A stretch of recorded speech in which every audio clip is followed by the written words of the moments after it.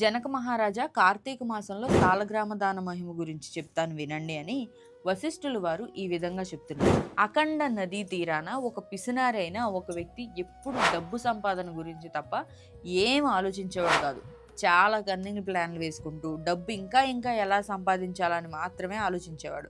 ఎప్పుడు ఎవరికి ఏ దానం కూడా చేసేవాడు కాదు.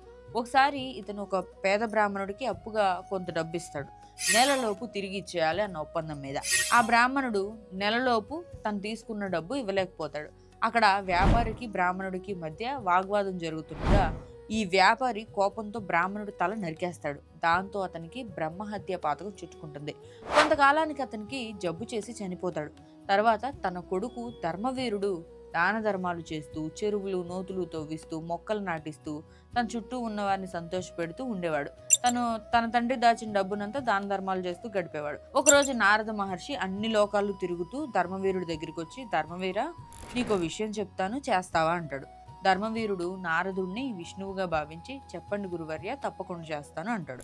అప్పుడు నారదుడు, నీ తండ్రికి అక్కడ రౌరవాది నరకాలు చూస్తున్నాడు, దాని నుంచి తప్పించాలంటే నువ్వు సాలగ్రామ దానం చేసి నీ తండ్రిని ఆ నరకాల నుంచి కాపాడమంటాడు. నేను ఇప్పటి వరకు అన్ని దానాలు చేశాను. భూదానం, అన్నదానం, వస్త్రదానం చేయడం వల్ల ఫలితం ఉంటుంది, కానీ ఒక రాయిని దానం చేయడం వల్ల ఏం ఉపయోగం ఉంటుంది?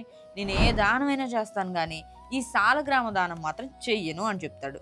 తన మరణకాలం తర్వాత 7 జన్మలు పులిలా పుడతాడు, 3 జన్మలు వానరమై పుడతాడు, 10 జన్మలు ఎద్దులా పుట్టి 10 జన్మలు స్త్రీగా పుడతాడు. స్త్రీగా పుట్టి తన భర్త చనిపోయి అనేక కష్టాలు ఎదుర్కొంటుండగా ఈ వైధవ్యానికి కారణం తన పూర్వజన్మ అని తెలుసుకొని సాలగ్రామ దానం చేసి తరిస్తుంది. తన తండ్రిని నరకం నుంచి బయటపడేలా చేస్తుంది. ఇదేదో నారదుడు చెప్పినప్పుడే చేసుంటే ఇన్ని జన్మలు ఎత్తాల్సిన అవసరం వచ్చేది కాదు కదా.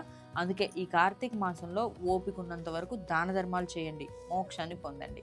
వశిష్ఠ ప్రోక్త కార్తీక పురాణం 12వ అధ్యాయం సమాప్తం.